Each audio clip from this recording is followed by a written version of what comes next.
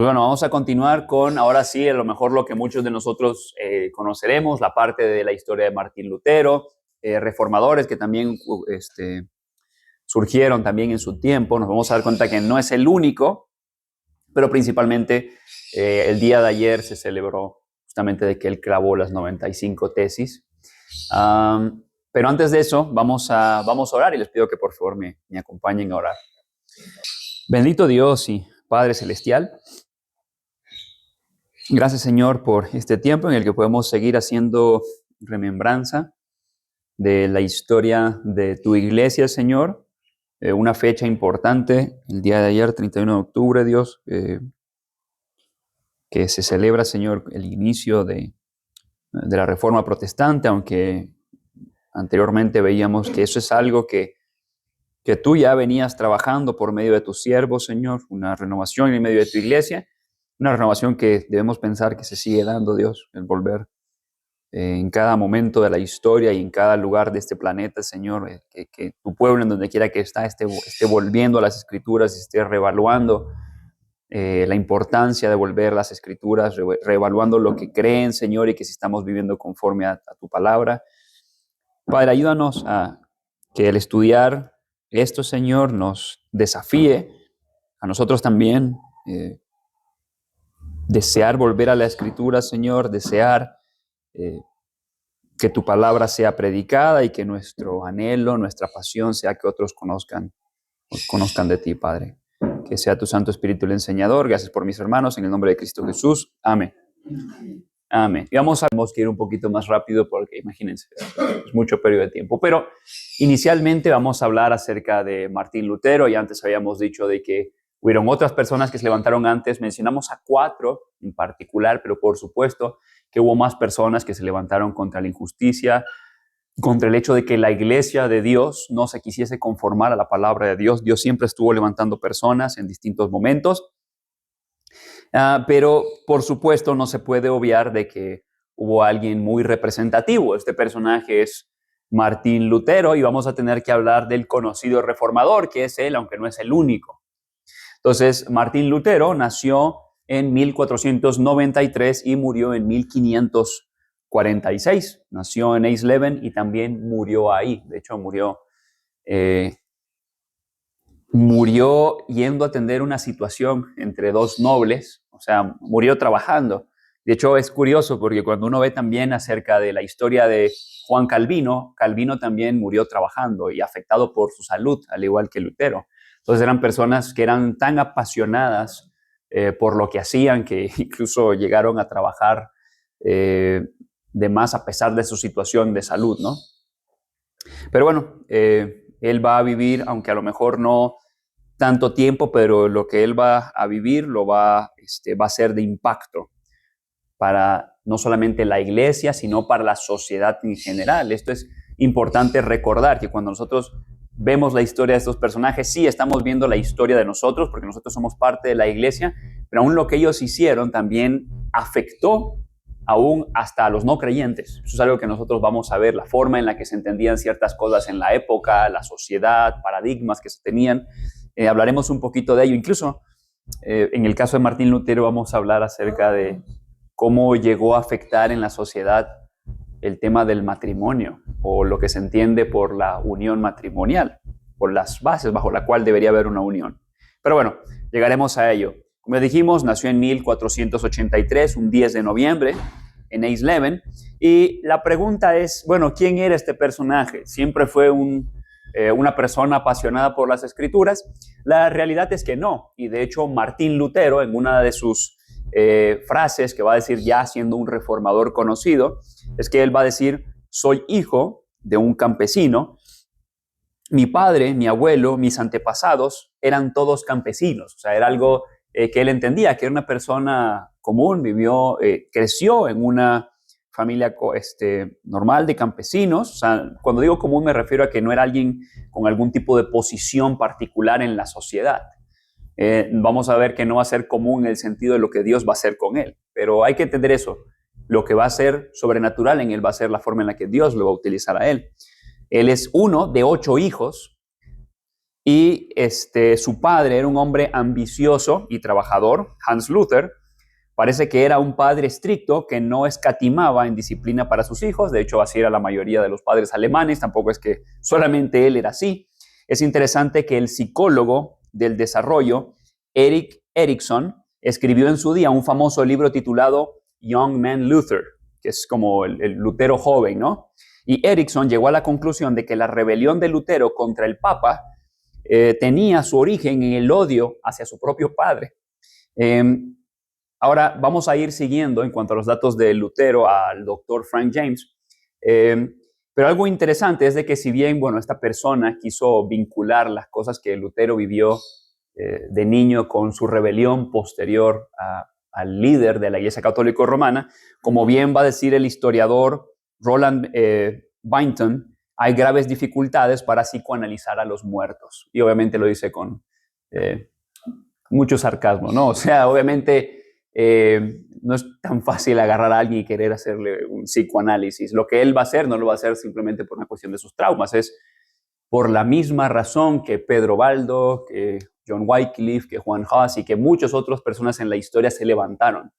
Se levantaron porque vieron que la sociedad en la que vivían, una sociedad que suponía estar gobernada por dirigentes eclesiásticos que eran siervos de Dios, en realidad no se sometían a la palabra de Dios. Eso es lo que vamos a tener.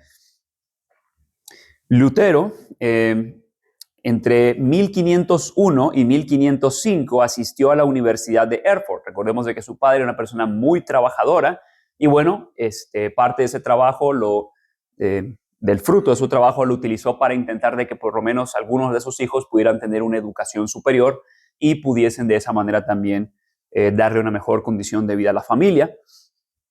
Se recibió en 1502 y obtuvo la maestría en 1505. De hecho, mis hermanos Miguel, Misael, en los estudios los lunes han estado también hablando mucho acerca de esto. Simplemente estamos repasando por si hay alguien que a lo mejor no ha podido estar en los estudios, bueno, que tenga una idea general acerca de Martín Lutero. Ahora, su padre se va a esforzar para que Lutero estudie leyes. Y bueno, si bien Lutero va a atender a las demandas de su padre, nos vamos a dar cuenta de que eso no va a durar tanto tiempo, porque pues Dios ya tenía algo. Y lo interesante es de que van a ocurrir situaciones en donde no es como que él va a tener una visión como la de Pablo o algo por el estilo, pero ciertas circunstancias lo van a ir moviendo a algo que Dios ya tenía preparado para él. Poco antes de su cambio de opinión, la peste había arrasado Erfurt, que es el lugar en donde estaba estudiando, y se había cobrado la vida de un amigo muy cercano de Lutero. Entonces algunos proponen que esta muerte de uno de sus amigos también avivó cierta preocupación por el tema de la vida, la muerte, su relación delante de Dios.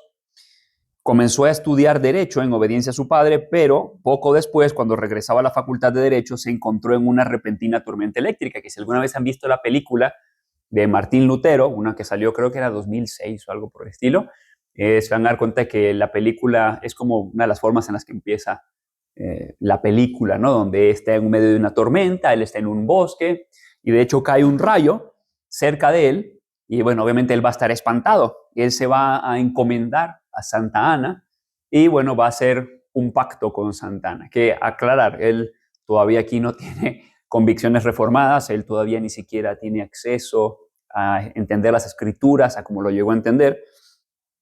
Pero bueno, él se comprometió con Santa Ana que si le perdonaba la vida, él iba a ser fiel en dedicarse al monasterio, que ya eran cosas que él empezaba ya a considerar. Ya dijimos, tenemos esta muerte de su amigo que de alguna manera lo va a mover. Y es interesante porque muchos hombres de Dios en la historia tienen como un cierto punto de inflexión, en donde ellos solamente pueden reconocer que Dios estuvo detrás de todo eso. Y creo que todos nosotros deberíamos de reconocer que Dios está detrás de todo en nuestras vidas. Pero bueno, van a haber ciertas cuestiones particulares en este tipo de personajes. Aunque estudió Derecho, poco a poco fue atraído al monasterio. Y de hecho, una de las cosas que va a decir Lutero es, si alguien podía ganarse el cielo llevando vida de monje diligente, era yo. O sea, él mismo reconocía que era una persona que se esforzaba por hacer bien, pero a pesar de que se esforzaba por hacer bien, él vivía en un constante tormento por la forma en la que veía a Dios como un Dios, como un juez duro, que Dios es juez justo, hay que aclarar eso. Dios sí es un juez justo, pero también se va a dar cuenta de que Dios es un Dios misericordioso justamente cuando empiece a profundizar en las Escrituras. Entró a la vida monástica en julio de 1505, que es justamente cuando dijimos de que él estaba terminando la maestría en contra de los deseos de su padre en el claustro negro de los ermitaños agustinos. Entonces, obviamente su padre, muy enojado, no quería esto para él, y vamos a ver de que los agustinos era una de las órdenes religiosas más rigurosas. Así que no es que simplemente se metió a cualquier orden, se metió a una orden religiosa de las más rigurosas y estaba convencido de que la vida de monje era el camino más seguro hacia la salvación, porque recordemos, había una concepción de que la salvación era algo que se debía conseguir por méritos humanos. Y la iglesia intervenía en establecer ciertos medios como para facilitar ese llegar a la salvación. Cuando llega al monasterio, va a quedar bajo la tutela de Johann Staupitz. ¿Okay? Queda él, y cuando Lutero estaba atormentado por la duda y la ansiedad, porque dijimos que es una persona que tenía ese conflicto, ¿no? De ver a Dios como un Dios simplemente lo quería destruir, que lo quería castigar, sufría de autocondenación constante, ¿no? Y una de las cosas que mencionó Miguel en los estudios es justamente esta parte en donde él se iba a estar confesando constantemente con su mentor, Johann Staupitz, porque él siempre sentía que había pecado en él, ¿no? E incluso dejaba de confesarse, se iba y luego pronto se acordaba de algo, ¿no? Para seguirse confesando. Vamos a ver de que esto que Lutero sufría, su mentor Johann Staupitz lo llamaba Anfechtungen, que bueno, básicamente ese término era un término que él utilizaba para hablar de, o una forma de decir de que estos conflictos internos que tenía Lutero acerca de su condición delante de Dios eran un medio que incluso que Dios estaba utilizando para trabajar en Lutero. El concepto se convirtió en una categoría teológica en su pensamiento. Dios permite la aflicción para llevarnos a depender de su gracia. En resumen, Staupitz no usaba Anfechtungen como un diagnóstico clínico, sino como una forma de nombrar y validar las luchas espirituales de Lutero. Lutero era un joven muy sensible y cuando empezaba a tener problemas era Staupitz quien básicamente lo ponía bajo su ala pastoral, y años más tarde Lutero lo elogiaría a él como la persona que primero le abrió los ojos al evangelio. Entonces, Dios va a utilizar también a esta persona para guiar a Lutero. Entonces, notemos cómo Dios tiene personas en distintos lugares. ¿Okay? O sea, Dios va a utilizar a este personaje Staupitz, Dios va a utilizar también a otras personas alrededor de Lutero que van a llegar a convicciones parecidas a las de él. Porque como ya dijimos, Dios siempre tiene a alguien en cada momento de la historia. Y creo que lo que nos deberíamos preguntar es, bueno, ¿qué debemos hacer nosotros en este momento de la historia? Sino lo mismo, ¿no? Volver a las Escrituras y ser obedientes. Vamos a ver de que fue ordenado como sacerdote en 1507. Sus habilidades académicas fueron rápidamente conocidas por Staupitz, así que él va a moverse para que él sea profesor en la Universidad de Wittenberg y obtuvo su doctorado 5 años más tarde, en 1512. Aunque también daba clases en la universidad, también era pastor. O sea, Lutero fungía con una labor pastoral y predicador en la iglesia parroquial.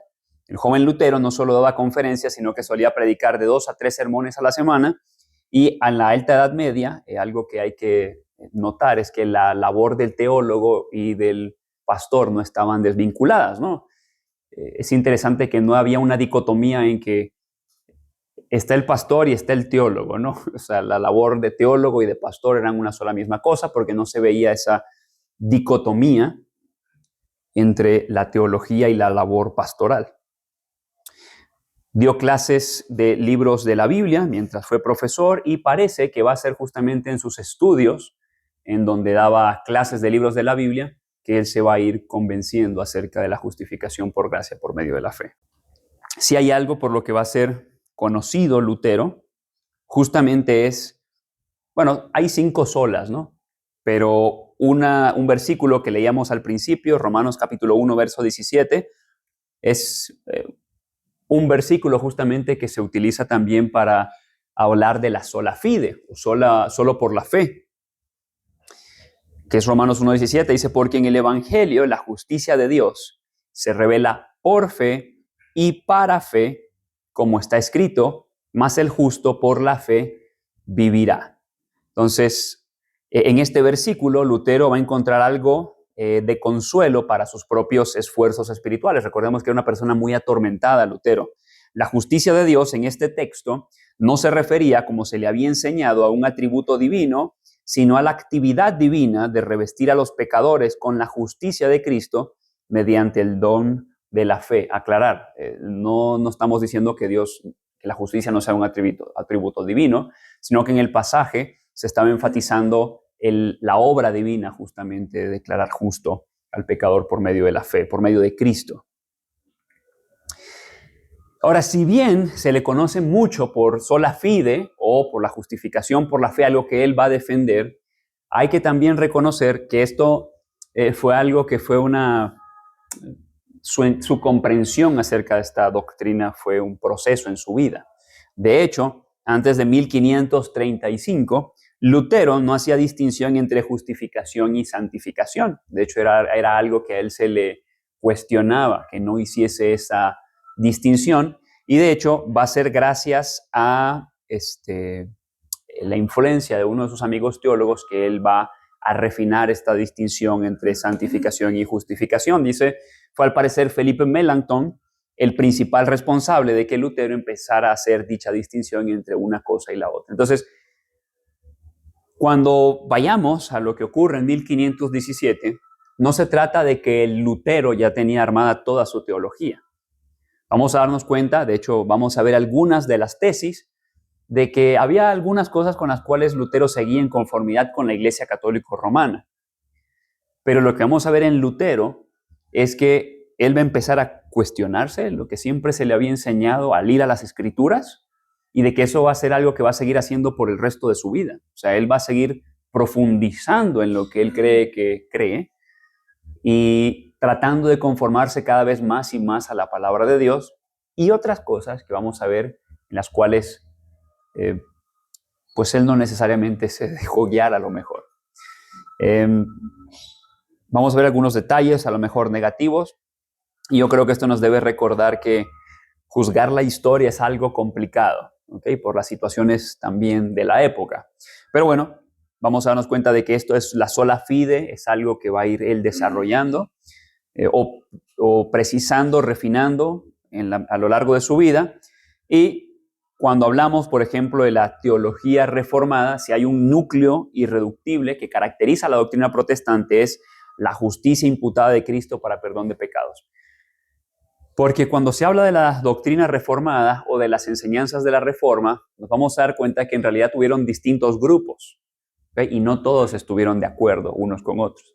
De hecho, más adelante vamos a ver de que hay un personaje, Zwinglio, que debatió justamente con Lutero y estaban de acuerdo en muchísimas cosas, menos acerca de cómo entendían la presencia del Señor o los elementos en la cena o la Eucaristía. También vamos a darnos cuenta de que Lutero no siempre se llevó tan bien con Calvino, sino a lo mejor hasta el final de su vida. De hecho, Lutero hasta le llamó demonio a Calvino, entre otros tipos de detalles que vamos a ver con Lutero, ¿okay? O sea, en realidad lo que vamos a darnos cuenta es que en la Reforma empiezan a surgir distintos grupos y que todos estos grupos, de alguna manera u otra, van a tratar de encontrar las escrituras que debe ser transformado en su fe y en sus enseñanzas. Entonces, Lutero, Dios va a utilizar a Lutero como un elemento clave en todo esto que él ya viene obrando en la historia y en distintos momentos, pero no es el único y no significa que todo lo que Lutero hizo estuvo bien, aunque, como ya dijimos, es difícil juzgar ciertas cosas en la historia. Tenemos que entender de que él también era un hombre en procesos, ¿no? De hecho, en cuanto a este tema de la refinación de la sola fide, la primera persona que va a precisar esta distinción entre la justificación y la santificación va a ser este mismo personaje, Felipe Melanchthon, en 1530 en una apología, y después Lutero también va a adoptar este mismo tipo de diferenciaciones. Por lo tanto, si bien no se puede decir que todos los conceptos estuvieran claramente preestablecidos desde un principio, sí se puede decir que lo que Lutero hizo creó una reacción en cadena en cuanto a refinamientos de la comprensión del texto bíblico. Es algo que empezó y que siguió continuando en siglos posteriores y que nosotros también debemos también apropiarnos de esta idea, ¿no? Ya dijimos la frase, ¿no? Reformados siempre reformándose. Porque el punto era, queremos volver a las Escrituras. Esa era la intención principal de los reformados y bueno, el núcleo irreductible era la justificación, la justicia imputada de Cristo para perdón de pecados. Ahora vamos a hablar de la crisis. La crisis, aquí vamos a entrar o acercarnos a 1517, ¿no? Nosotros nos vamos a dar cuenta que para este tiempo la Iglesia Católica Romana estaba haciendo ciertas remodelaciones en la Basílica de San Pedro. Así que para poder fondearse dicha remodelación, una de las cosas que va a hacer la Iglesia Católica Romana es levantar fondos por medio de las indulgencias. Ya habíamos mencionado antes cuál era el propósito inicial de las indulgencias, que si bien estaban mal, digamos que no se llegó a dar de manera inmediata todo el abuso que se llegó a dar después. Fue algo progresivo, malo desde un principio, pero fue empeorando. El empeoramiento fue algo progresivo. Y algo que va a ocurrir específicamente en Alemania es que va a aparecer un personaje, se llama Johann Tetzel, va a ser uno de los enviados justamente a entregar indulgencias por dinero. Entonces, se compraban estas indulgencias. Y Johann Tetzel tenía una forma muy grotesca de vender dichas indulgencias. De hecho, él va a decir, una vez que la moneda en el cofre se aferra, un alma del purgatorio sale. Él incluso va a llegar a decir cosas tan aberrantes como que el que compra esta indulgencia, y aquí parafraseo, va a ser perdonado incluso si violase a la misma madre de Cristo. Entonces, a este punto llegaba este personaje, Johann Tetzel, y bueno, Lutero va a escuchar esto y va a reaccionar al respecto. Obviamente él ya venía viendo ciertas cosas en cuanto a los abusos que se daban dentro de la iglesia, y lo que va a hacer en cuanto a clavar las 95 tesis no son simplemente un acto de rebelión ante la iglesia. No es que él está diciendo, era católico romano, ahora ya no voy a ser católico romano. Al igual que muchos prereformadores, ellos lo que querían era que la iglesia hiciese ajustes para que dejasen de haber los abusos que se estaban dando antes. Entonces, cuando él clava estas 95 tesis, nos vamos a dar cuenta que inicialmente lo que quiere hacer es simplemente cambiar algunas cosas, y al ver el poco interés de la iglesia en cuanto a cambiar estas cosas, y no solamente el poco interés, la actitud contraria, o sea, el ataque de la iglesia al él mostrar cosas que estaban mal, pues entonces Lutero va a ir intensificando sus ataques contra los líderes de la Iglesia Católica Romana. Pero, por ejemplo, si vemos algunas de las tesis,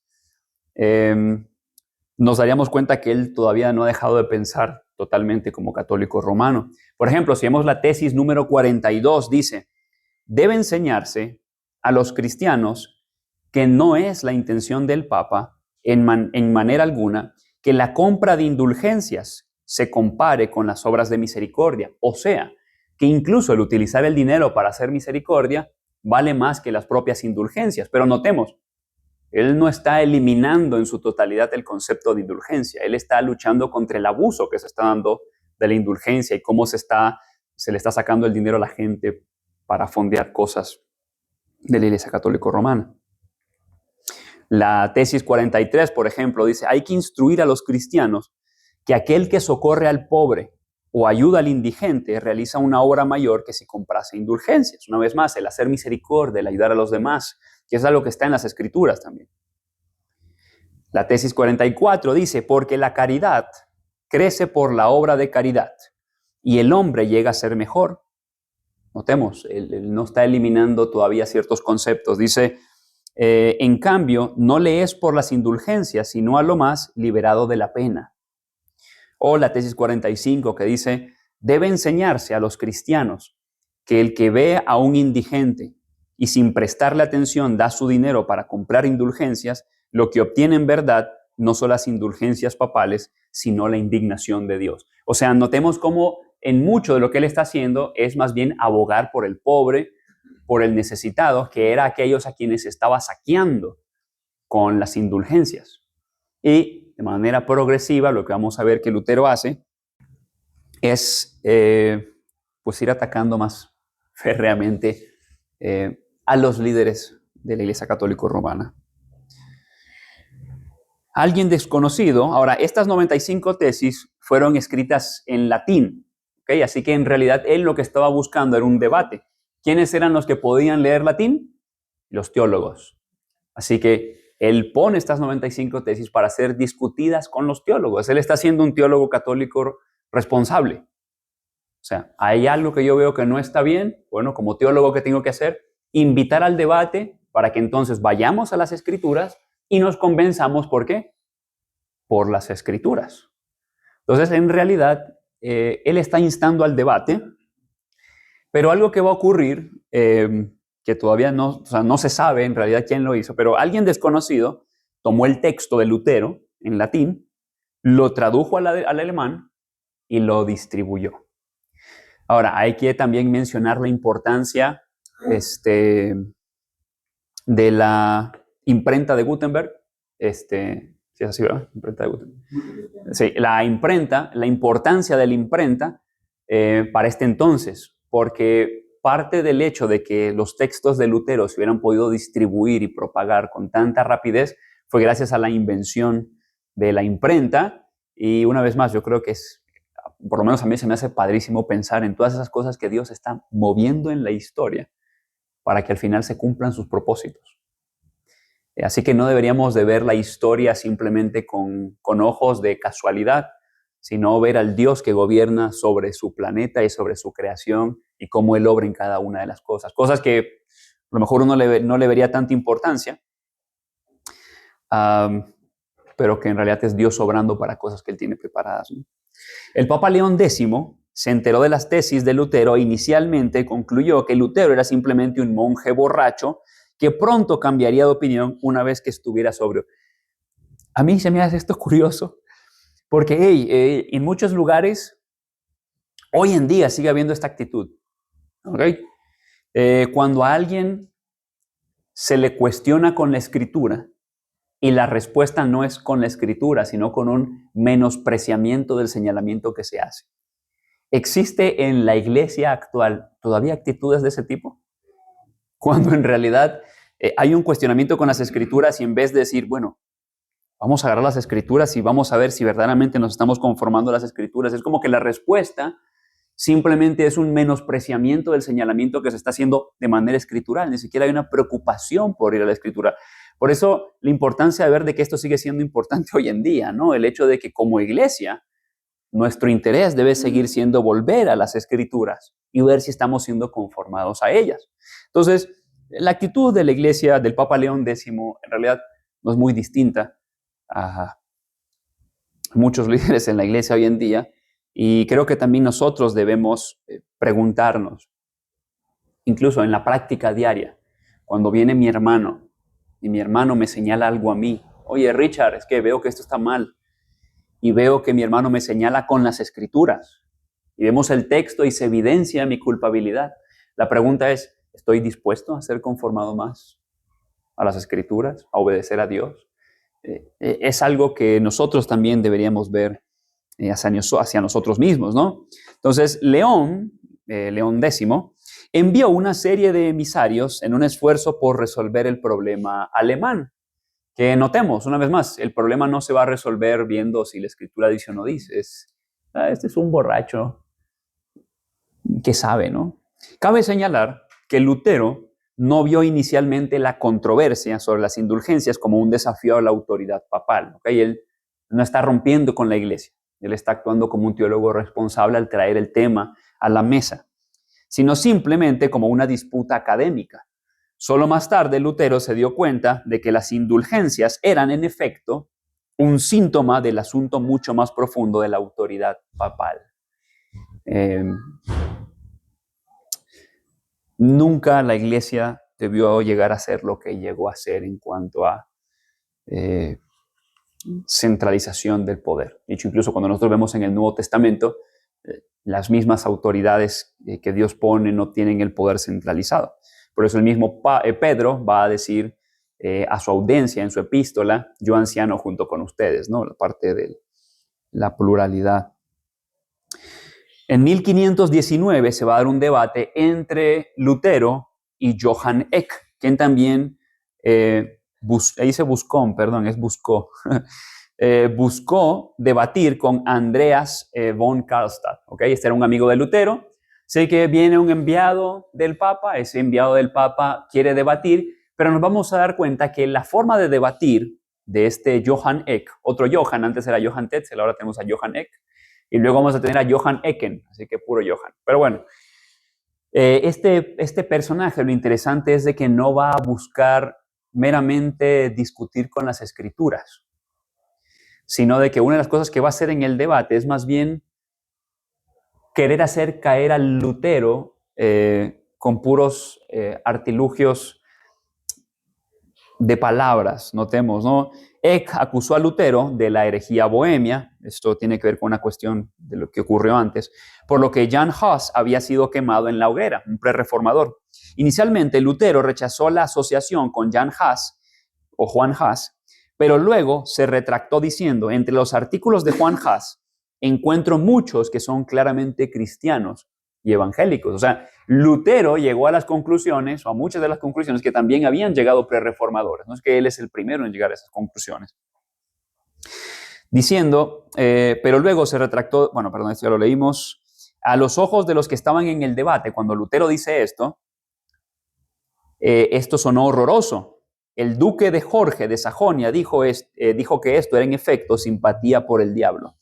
Al escuchar todo esto, el duque gritó, la peste está sobre nosotros. O sea, cuando la gente o algunos escuchan que Lutero se está mostrando simpatía por alguien que fue condenado por la iglesia, entonces algunos empezaron a decir que Lutero también era un hereje o un enviado de Satanás. Ahora, interesante, notemos, no Lutero está diciendo cosas que son contrarias a la escritura, Lutero está simpatizando con alguien con quien yo no simpaticé en el pasado. O sea, no es un buscar la escritura, es simplemente querer atraparlo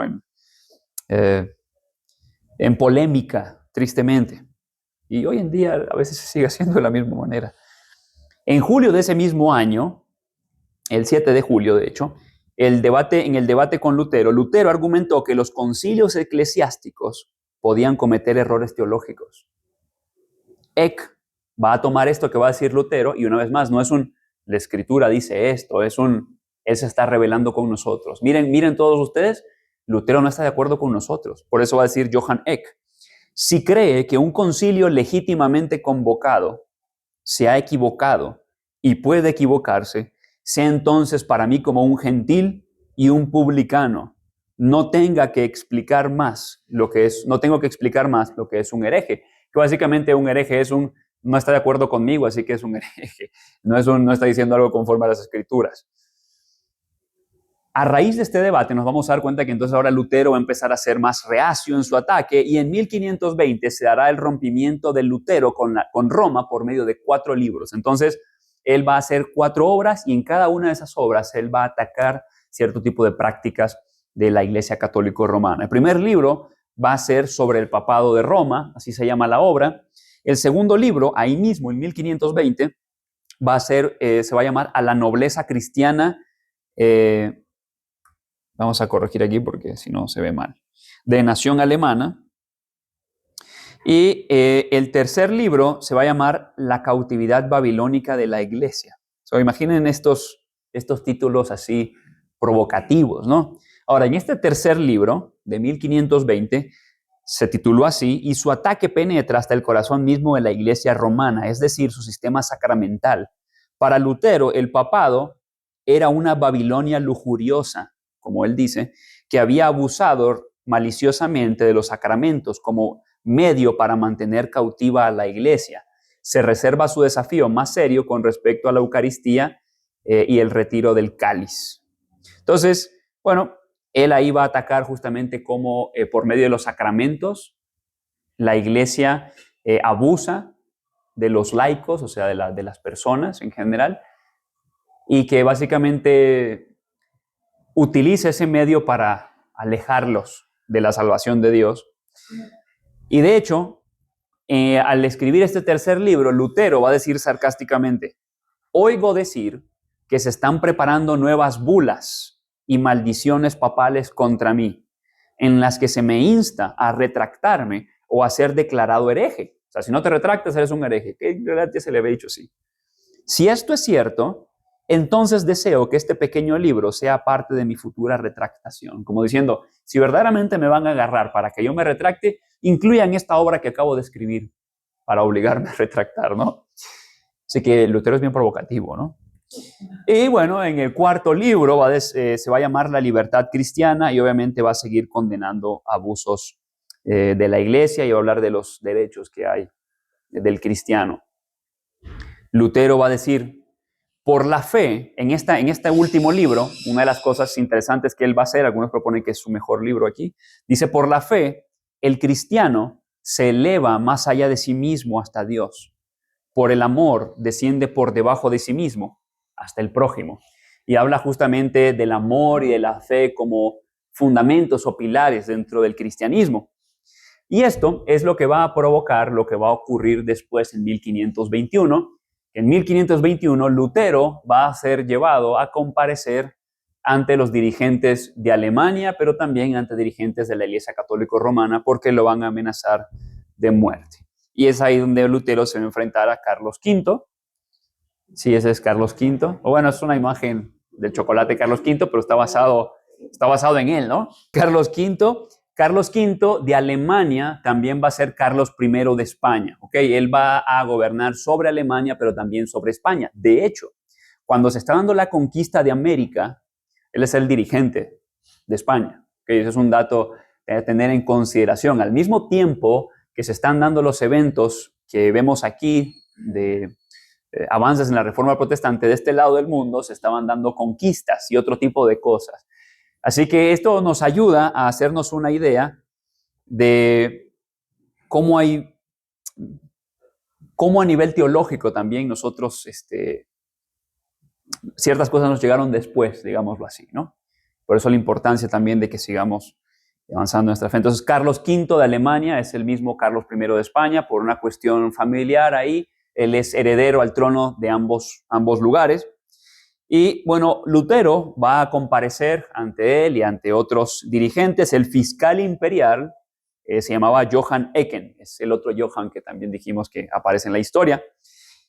Johann Ecken va a llamar a Lutero a que pase a la sala y solo tenía 2 preguntas. Una vez más, es lo que a mí me llama mucho la atención, es cómo más bien buscan hacer que Lutero caiga en temas de palabras, pero no en cuanto a argumentación de las Escrituras. Dice, Ecken señaló una mesa que contenía los escritos de Lutero. Una mesa. Y Ecken le preguntó a Lutero si estos eran sus libros. Entonces, Ecken, todas estas obras que hemos mencionado a Lutero, entre otros artículos que no mencionamos, están en una mesa. Y la primera pregunta de Ecken para el sínodo es, para la dieta de Worms, ¿estos son tus libros? Y la respuesta de Lutero es, sí, estos son mis libros.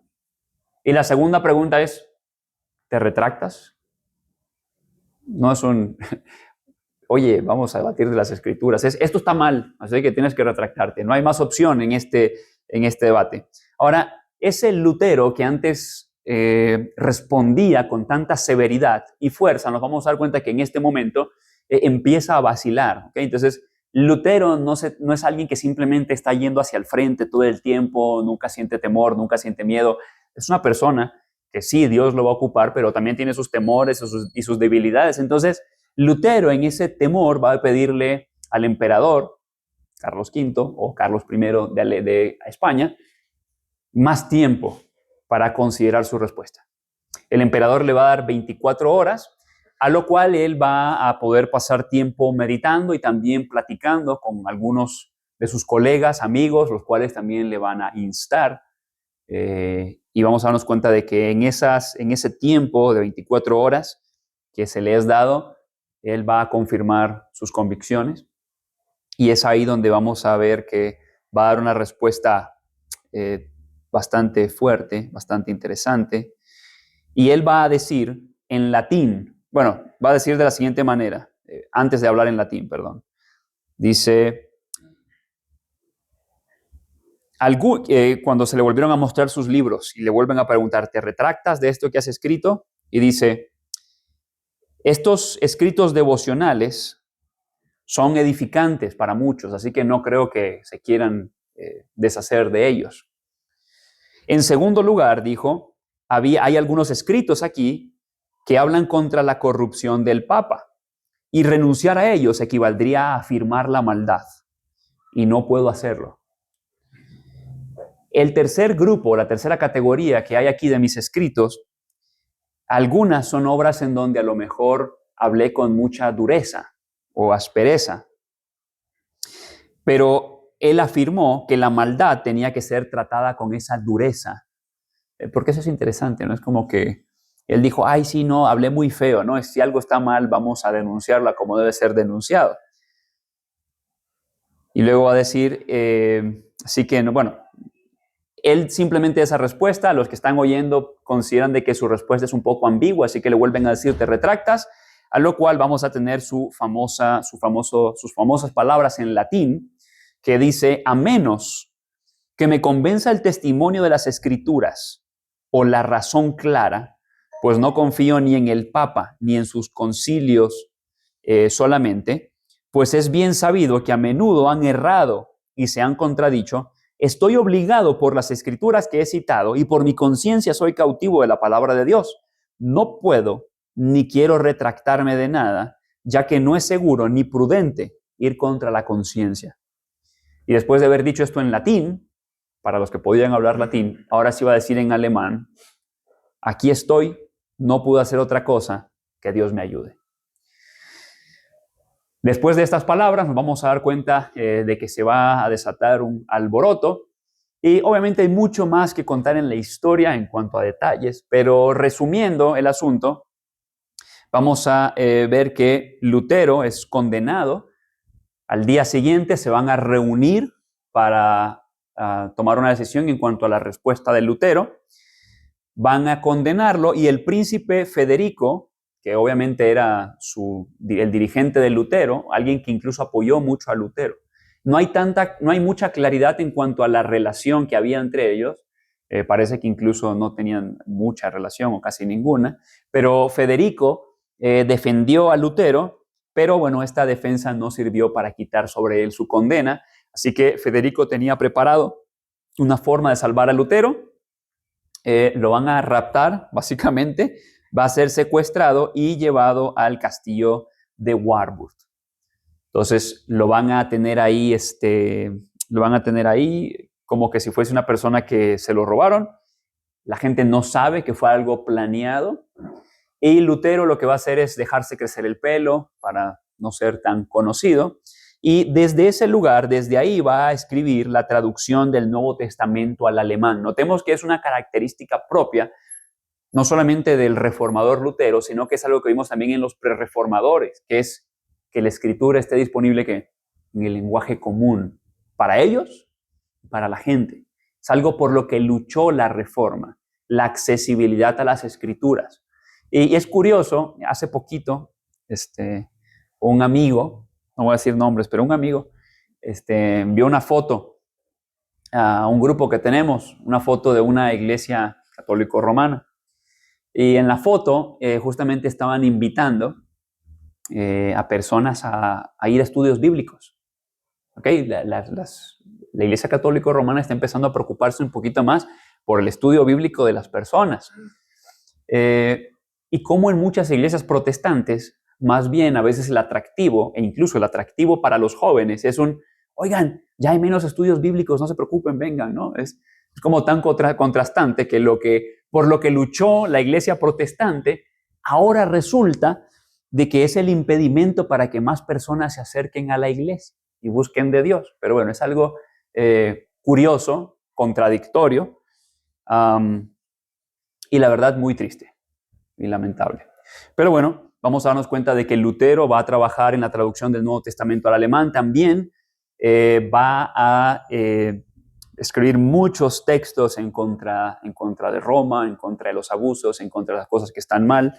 Pero su obra más importante va a ser la traducción del Nuevo Testamento al alemán, y también posteriormente va a seguir trabajando en la traducción del resto de la Biblia, y en 1534 ya toda la Biblia habría sido traducido por él al alemán. Hay mucho más que contar en la historia, muchos más detalles. Vamos a darnos cuenta de que Alemania, o por ejemplo, por lo menos el príncipe Federico, va a defender a Lutero. Posteriormente nos vamos a dar cuenta que en Alemania se va a declarar cierta libertad religiosa. Van a convivir tanto protestantes como católicos dentro de Alemania y sus distintos reinos, porque pues tiene distintos reinos relativamente independientes Alemania, aunque todos bajo Carlos V. Varios príncipes que gobiernan secciones de Alemania, pero va a haber esa libertad religiosa, y a pesar de que Carlos V intentó posteriormente eliminar a Lutero, no lo hizo por ciertos conflictos políticos en donde necesitaba el apoyo de sus príncipes. Así que si habían algunos de sus príncipes que defendían a Lutero, no le convenía estar en conflicto con estos príncipes por cuestiones de guerra y conflictos políticos. Interesante notar incluso ahí como hasta Dios permite ciertos conflictos políticos porque Él tiene sus planes, ¿no? Es interesante. Pero bueno, algunos detalles interesantes. Hablamos de la Reforma Protestante, hablamos acerca de los principios o de los intereses de los reformadores, siempre el volver a las Escrituras, siempre el que la vida de la iglesia estuviese conformado por las Escrituras. Y esto que va a ocurrir en la Reforma es algo que va a también afectar otras áreas de la vida de la nación. Por ejemplo, Lutero va a decir: nunca tomaré una esposa, le dijo a su amigo Spalatin en noviembre de 1524. No es que sea insensible a mi carne, dice Lutero, pero mi mente es reacia al matrimonio porque diariamente espero la muerte de un hereje. Una de las cosas por las cuales va a pelear Lutero, o va a defender Lutero, no por su interés personal, sino porque era algo que él veía en las Escrituras, es el derecho al clero a casarse. Recordemos de que para este entonces el clero no se casaba, y esto fue producto de ciertos movimientos monásticos que se dieron en finales, o más bien principios de la Edad Media. Hay muchas cosas que podríamos hablar ahí. Pero de estos movimientos monásticos, una de las cosas que se empezó a implementar en el clero era que no se casaran, y Lutero va a decir: en ninguna parte de las Escrituras enseñaron esto. Así que él va a defender el matrimonio para el clero, pero él mismo no se va a querer casar, y no solamente no se va a querer casar, él en ciertos sentidos dice: bueno, es que me están persiguiendo, así que por eso mejor no casarme, pero también luego va a admitir que pues tampoco le interesa tanto. Vamos a llegar ahí. Dice 1523, Lutero ayudaría a 9 monjas a escapar del convento de Nimsben. Nimschen, algo así es. Nimschen. Tengo que practicar mi alemán. Entonces, bueno, de ahí van a escapar. Él va a ayudarlas a escapar, y cuando estas monjas llegan a donde está él, es interesante porque aunque él no se quería casar, pues él era bien casamentero. Entonces, él va a empezar a encontrarle esposo a estas monjas, y a la única que no le va a encontrar esposo es a Katie Bombora. Entonces tenemos a esta ex monja, porque ellas van a leer los escritos de Lutero y se van a convencer por lo que dicen los escritos de Lutero. Por eso es que le piden ayuda a Lutero para poder escapar. Él les ayuda por medio de otras personas, y no le encuentra esposo a ella, sino dos pretendientes. Uno no quería casarse con ella porque pensaba que era muy indigno para él casarse con una monja fugitiva. Y bueno, en el caso del otro, pues a Katie pues no le interesaba casarse con ese otro hombre que le buscó Lutero. Así que como Lutero le estaba buscando un esposo para ella tomó la iniciativa y le dijo a Lutero que ella se quería casar con él. A lo cual Lutero va a acceder, pero no va a acceder porque estaba perdidamente enamorado por Katie Bombora, sino que se va a casar porque se sentía obligado a cumplir con sus convicciones teológicas. Es como que, bueno, yo estuve peleando porque el clero se casase, bueno, ahora tengo que ser congruente, ¿no? Con mis convicciones teológicas. Entonces uno dice, uy, qué feo, ¿no? O sea, es esa forma de casarse, pero lo interesante es que a pesar de que Lutero va a decir esto que vamos a ver ahorita, dice, no siento un amor apasionado ni ardiente por mi esposa. Pero cuando se casa, bueno, obviamente esto lo dice recién casado, posteriormente va a haber un cambio y ese no siento nada por mi esposa va a cambiar aún palabras que él escribía como amo a mi Katie, sí, la amo más que a mí mismo. Entonces de repente hay un cambio en Lutero. ¿Y por qué mencionamos esto? ¿No? Estamos hablando de la Reforma Protestante y ahora estamos hablando de que si se casó o no se casó. Para que veamos también las implicaciones de la Reforma en la sociedad. Para este entonces, la razón por la cual personas buscaban parejas era por la cuestión de la conveniencia social y económica. De hecho, recordemos que dijimos de que uno de los pretendientes de Katie era una persona que pues no se quería casar con ella porque decía que no era bueno a su reputación casarse con una monja fugitiva. Las uniones se daban por conveniencia económica, por conveniencia familiar, el poder subir de estatus. Y al ser Lutero un personaje público en Alemania, es que su relación se va a volver un referente para que entonces las relaciones matrimoniales empezasen a tener como base el amor en vez de la conveniencia económica y social. Es esto lo que va a crear, en cierto sentido, un cambio de paradigma en la Alemania de ese entonces, porque uno de sus más grandes referentes, Martín Lutero, era una persona sin un estatus muy alto económicamente hablando, Katie tampoco, y tenían una unión no basada en la conveniencia económica, sino en el amor por las palabras que posteriormente Lutero llegó a expresar acerca de su esposa. Entonces, veamos que aún a nivel social, la teología o lo que se está viendo va a crear un cambio, tanto de creyentes como de no creyentes. Entonces, ahora se vuelve un referente el amor hacia la otra persona, la base bajo la cual se busca la unión matrimonial. Esto crearía un cambio de paradigma en el matrimonio alemán y esto por mencionar una cuestión positiva, pero dijimos de que no todo es positivo en las cuestiones de la reforma. Porque recordemos, son personas que están en un proceso. Incluso dijimos, cuando todo esto ha ocurrido, Martín Lutero sigue modificando cosas en su teología.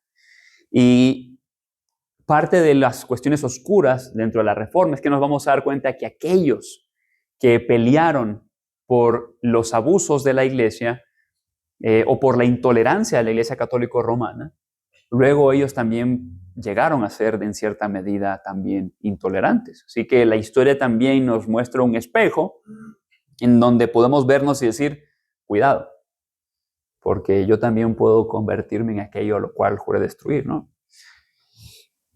Un problema para Lutero fue la cuestión del conflicto social. Algo interesante que va a ocurrir es que dentro de los escritos de Lutero, una de las cosas que hizo Lutero fue también condenar el proceder de los ricos.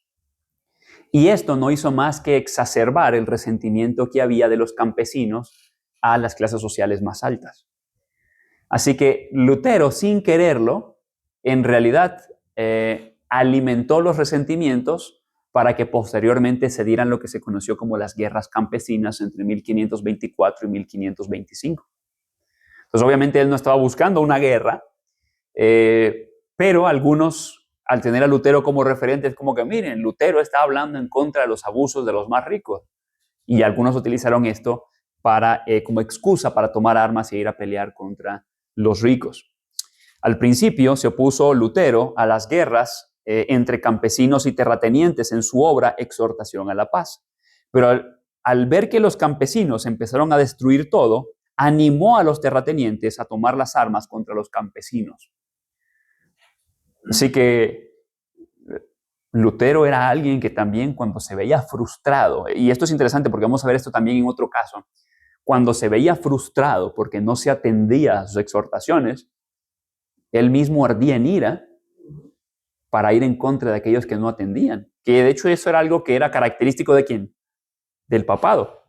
De hecho, el mismo Calvino va a decir en un escrito contra Lutero, bueno, un escrito no contra Lutero, pero un escrito acerca de Lutero, él va a decir de que él seguiría reconociendo a Lutero como un siervo de Dios, pero va a decir le hubiese convenido educarse también su carácter para no hervir de cualquier cosa. Entonces, había mucha gente, aún dentro de los reformadores, que reconocían el mal carácter y el mal temperamento de Lutero. Era una persona que Dios utilizó para que se desencadenaran ciertas refinaciones y reformas en la iglesia, pero era alguien también que seguía luchando con sus pasiones y su carácter. De hecho, vamos a darnos cuenta que en 1543 escribió un libro que se va a titular Sobre los judíos y sus mentiras. Y de hecho, esta obra que él va a escribir va a provocar porque incluso él mismo lo va a incentivar a la persecución de judíos y al asesinato de judíos. De hecho, una de las cosas por las cuales se le cuestiona a Lutero es por ser antisemita. Ahora, algo que hay que aclarar en cuanto a esto es que Lutero no siempre fue así en relación a los judíos. De hecho, en 1523 escribió un tratado provocativo que se llamaba Jesús nació judío, para defender a los judíos, porque había cierto racismo y ciertos estigmas contra los judíos. En realidad estuvo en contra del antisemitismo imperante en su época, porque no es que Lutero era antisemita, los alemanes tenían un rechazo por los judíos, aclarar eso. Así que en 1523 él va a defender a los judíos, pero insistió al pueblo alemán a ver a los judíos como el pueblo elegido por Dios, al que los cristianos debían ver de manera cordial, incluso fraternal. En un mundo que culpaba a los judíos de todo, desde la peste hasta el asesinato ritual y la profanación de la hostia eucarística, Lutero era notablemente tolerante en lugar de abogar por los pogromos contra los judíos, como se hizo en las cruzadas o la expulsión. Pero, y bueno, aquí estamos siguiendo al doctor James Frank, todo esto, pero al Lutero ver que los judíos no atendían a sus intentos evangelísticos, y no solamente eso, al parecer también al ver que algunos luteranos se convertían al judaísmo, entonces estalló en ira y va a hacer su escrito en 1543 y a partir de hecho desde 1540 empezar a incentivar una actitud antisemita, que es una de las cosas por las cuales se va a cuestionar a Lutero. En la medida en la que él fue llegando al final de sus días, dicen muchos que en realidad se fue volviendo una persona cada vez más intolerante, más áspera, y va a morir en 1546 por una cuestión de salud, justamente tratando de resolver un problema entre nobles en su ciudad en donde él nació, Eisleben. Ahora, este es un resumen, porque en realidad hay muchas más cosas, un resumen acerca del reformador conocido. Recordar que no solamente fue él, Lutero también tuvo relaciones e intercambios con otras personas que ya habían venido convenciéndose por las escrituras que había un gran malestar en la iglesia. Ya mencionamos a Zwinglio, Calvino, podríamos mencionar otro montón de personajes. Pero después de ver esto, tenemos que entender de que las cosas no quedaron ahí. Se siguieron haciendo reformas, surgieron ciertos grupos como los anabaptistas. Grupos, por ejemplo, que al ver en las escrituras, ellos decían, nosotros no vemos que la escritura justifique un bautismo de infantes.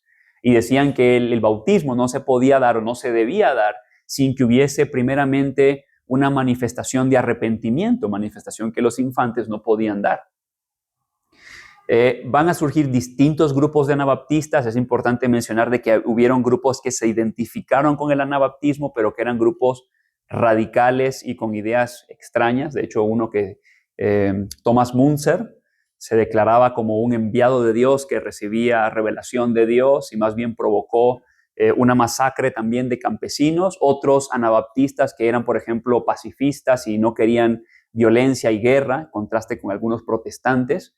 Y incluso muchos protestantes van a perseguir a los anabaptistas porque ellos seguían manteniendo el bautismo de infantes.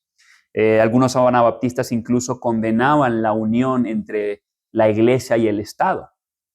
Y muchos protestantes, o sea, de estos mismos que en algún su momento lucharon contra los abusos de la Iglesia Católica Romana o se quejaron de los abusos de la Iglesia Católica Romana, se volvieron también perseguidores de aquellos que veían en las Escrituras cosas diferentes a ellos. Entonces, hay también una cuestión de no todo es positivo. Hay muchas más cosas negativas también que podríamos seguir diciendo que siguieron ocurriendo en la historia, producto de un proceso de ¿qué? De reforma tras reforma, y siempre personas que ahora están por tener acceso a las Escrituras cuestionándose, ok, lo que yo creo o lo que siempre me dijeron está en las Escrituras.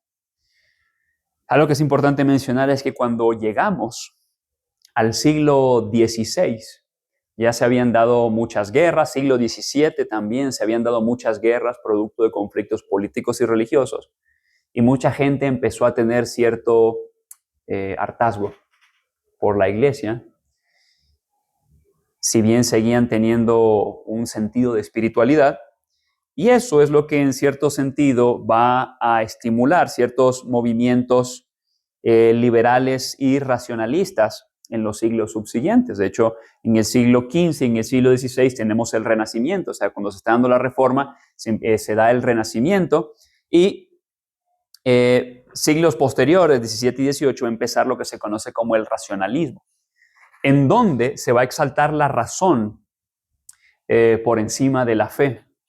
De hecho, los racionalistas abogaban porque había una forma meramente racional de llegar a Dios sin necesidad de ir ¿a qué?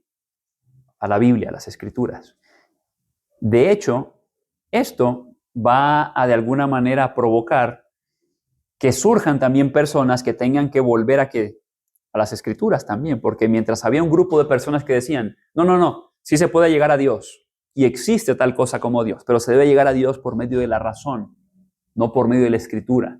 Tuvo que también levantarse gente que defendiese la autoridad y la inerrancia de las Escrituras posteriormente. En cuanto al racionalismo, simplemente a nivel de resumen, porque hay mucho que se puede hablar de esto, tenemos, por ejemplo, personajes como René Descartes, que sí era un creyente, pero racionalista. El inventor, no sé si decir inventor o la persona que dijo esta famosa expresión cogito ergo sum, es pienso, luego existo.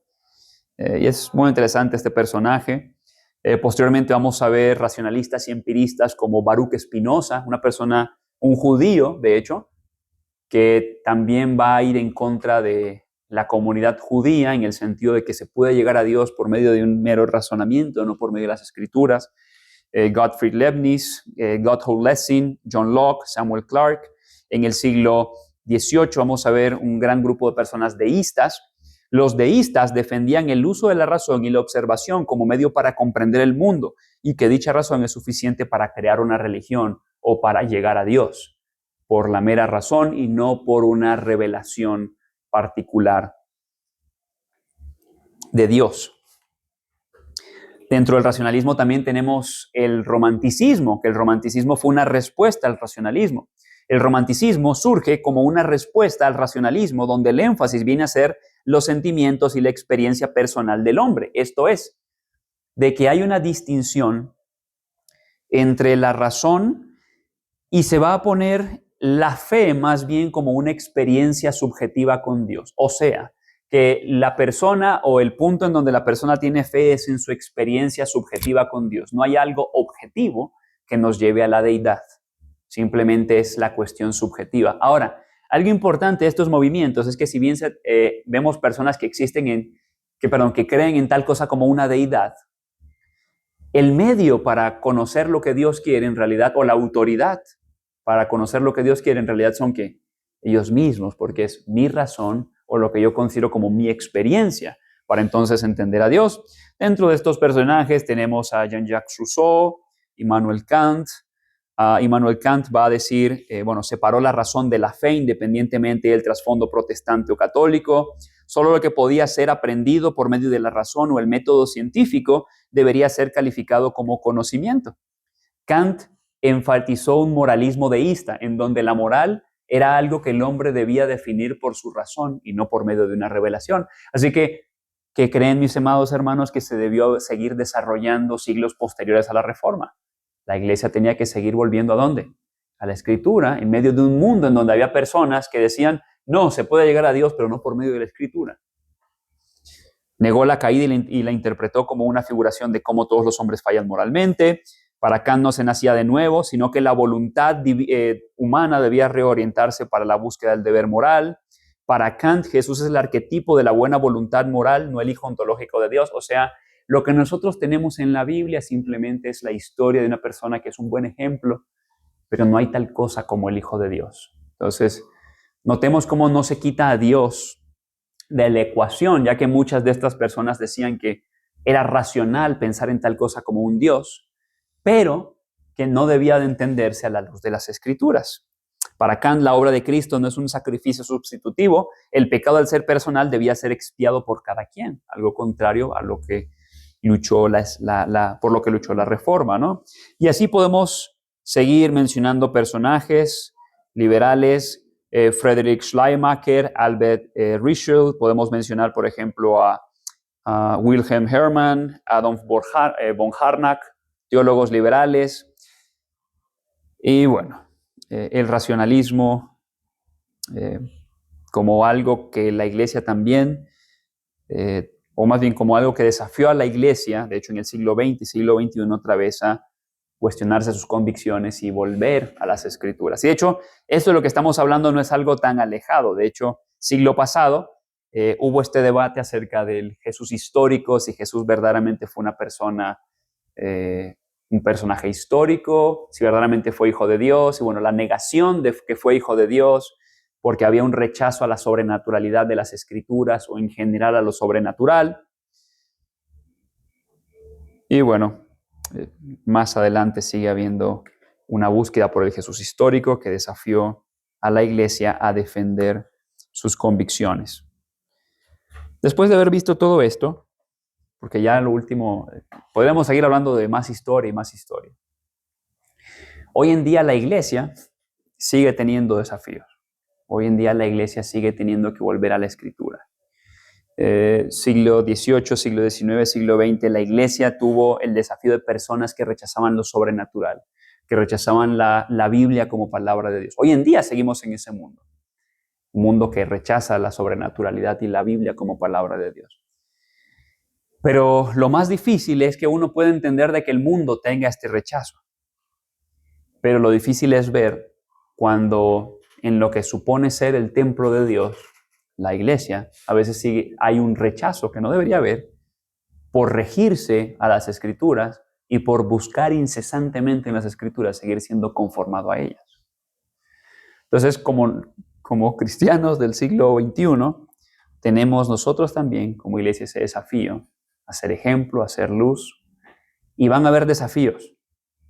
Hubo desafíos en el siglo XVIII, XIX, XX, en la Reforma, antes de la Reforma, mucho antes de la pre-Reforma, y hay desafíos hoy. Y lo que debe seguir caracterizando al pueblo de Dios es tener a las Escrituras como autoridad, entendiendo de que Dios se ha dado a conocer, porque al yo poner las Escrituras como autoridad, entonces el que es la autoridad es aquel que es el dador de las Escrituras. Si yo quito las Escrituras, entonces ahora el hombre es la autoridad. Entonces es la Iglesia Católica Romana la autoridad. Entonces es el racionalismo la autoridad, o sea, el individuo. O sea, es la experiencia personal del individuo la autoridad. Y al igual que en el jardín del Edén, se vuelve siempre una cuestión de o Dios es tu rey y tu Dios, valga la redundancia, o tú eres tu propio Dios. Entonces, por eso es la gran importancia de que la Escritura siga siendo ese pilar y ese centro en la iglesia. Y que celebramos de que en un momento de la historia la iglesia peleó por eso, ¿no? Por volver a las Escrituras. Pero en realidad la iglesia debe seguir peleando por eso, por volver a las Escrituras. Entonces, acompáñenme, mis amados hermanos, en una oración y con eso terminamos. Bendito Dios y Padre Celestial, gracias, Señor, por este tiempo con mis hermanos, por ver un poco de historia. Hay muchos detalles en la historia, es difícil juzgarla, pero También podemos ver, Señor, que por encima de los defectos humanos, por encima, Señor, de las fallas del hombre, tú te sigues mostrando, tú te sigues glorificando y tú sigues hablando a tu pueblo. Tú hablaste a tu pueblo y tú sigues hablando a tu pueblo hoy por medio de tu palabra, Dios. Ayúdanos a que en nosotros haya un deseo incesante de ir a ella, a conformarnos cada vez más a tu palabra, porque en ella se revela lo que tú quieres para tu pueblo y cómo tú eres glorificado, Dios. Ayúdanos a serte fieles en este siglo, en este lugar en donde tú nos has puesto. Y todo esto te lo pedimos en el nombre de Cristo Jesús. Amén.